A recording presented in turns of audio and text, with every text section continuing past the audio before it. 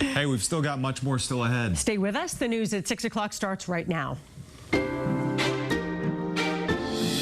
Now, live on WBZ TV and streaming on CBS News Boston. This is WBZ News. Off the top here at 6 o'clock, we are tracking the potential for more severe weather after a possible tornado touchdown in New Hampshire. This is viewer video showing a cloud that was rotating near Keene. Now, this is new video of storm debris after that powerful weather blew through Dublin, New Hampshire. You can see the downed trees here, that one blocking the town's main road. And I give you a live look right now at the radar, and what you'll see, a whole bunch of colors. The storms are now hitting or heading toward Boston, where we are already under a heat emergency. So it is a very busy night for our weather team. Thank you for joining us. I'm David Wade. And I'm Lisa Hughes. Our team is spread out across the region to cover these storms, but we want to get first to our chief meteorologist, Eric Fisher, with what's heading our way now. Eric. All right, Lisa and David. So where we stand here at 6 o'clock, it looks like most of the stronger action from this point on south of Boston. So if you're north of the city, still getting some rain, some thunder, but especially near and south of the Mass Pike, that's the most juice is left over in the atmosphere, and that's where these storms are tracking. So let's zip on in here, take a look at where we have the most action. Until 6:15, we have a severe thunderstorm warning for this line, which extends from Needham back through the Millis area and over toward Milford. Norwood just starting to get in on that rain. They'll be crossing 95 and Route 1. Some really heavy stuff falling in Medfield and Medway, so some street flooding also possible, and some strong wind gusts that could knock down a couple trees or some lines as well, and that would lead to some power outages. So the timing on that rainfall arriving in Revere and Quincy in the next few minutes, Hingham as well at 6:19, and in Brockton at 6:29 to plan out your next half hour or so. This storm really packing a punch in northern parts of Connecticut. New severe thunderstorm warning on this for all of northern Rhode Island, and then also crossing over into the Attleboro area and as far east as Taunton. That warning's up until 6:45. This one's had a lot of wind.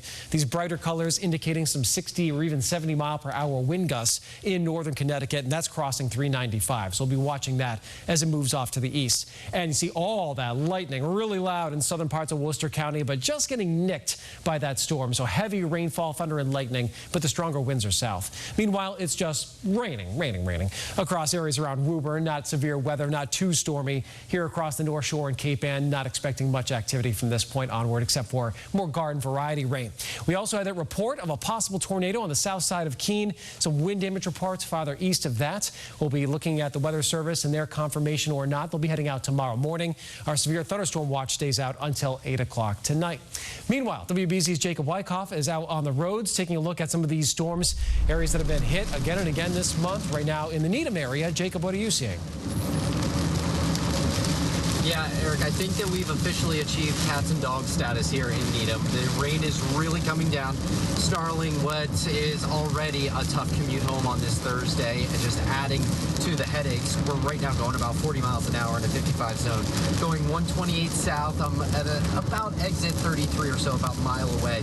What's really impressive with this storm, I'd say, is not just the rainfall intensities, but the sort of visibility that you can get into the storm. Because if you're facing this, if you're like in Quincy and you're looking off to the west, you're facing this storm and you can see some of these rain shafts that are coming down from the storm, and it is torrential rain. It's going to go from 0 to 60 very, very quickly when it comes to these storms. A lot of lightning, as Eric mentioned, within these storms. So I am continuing to watch this closely. As Eric mentioned, some of the worst of the storms were out to the west through Springfield, northern Connecticut, and Tolland County, where they do have some damage.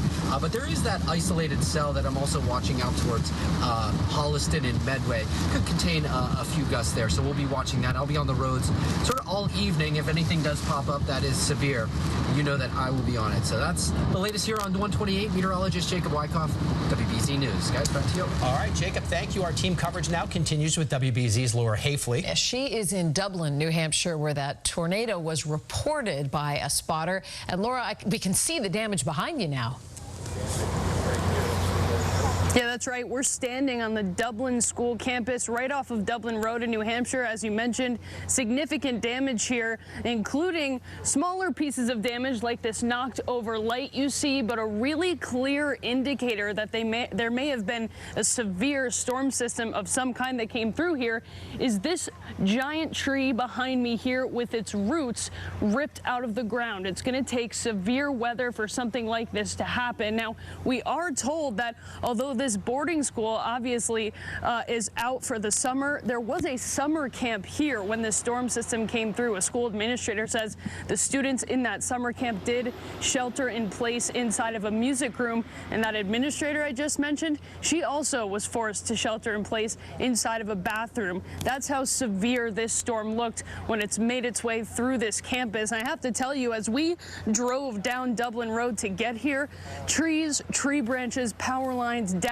all across and along Dublin Road. Fire crews blocking off roadways to protect neighbors. So this storm system, although we're told it didn't last very long, it certainly caused a significant amount of damage. We spoke to that school administrator. We also spoke to a neighbor who had to protect himself too.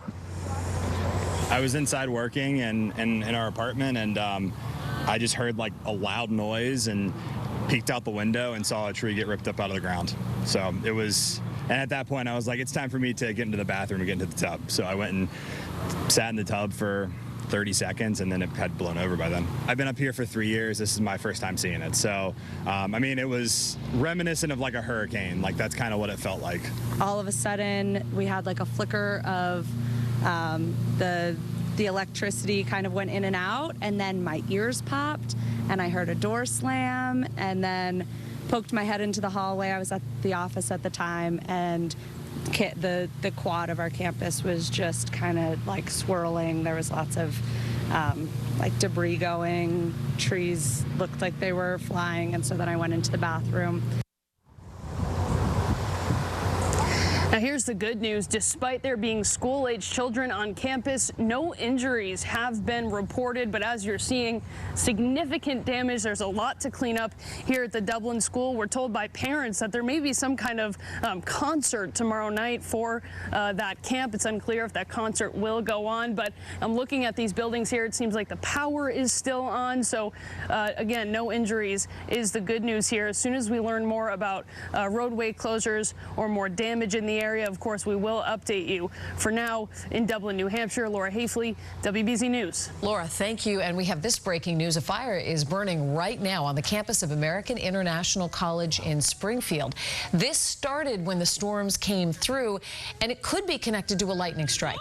Firefighters are working right now to put out that big fire. We don't know specifically what building the fire is burning in or whether anyone has been hurt. Well, it's not just storms that we're dealing with. Boston is under a heat emergency, which means the city has set up cooling centers. In fact, more than a dozen of them. With temperatures in the 90s expected over the next 3 days, city officials are urging people to use splash pads and hydration stations. They say air-conditioned public libraries are also a good place to cool off. We have some breaking news right now. 3 people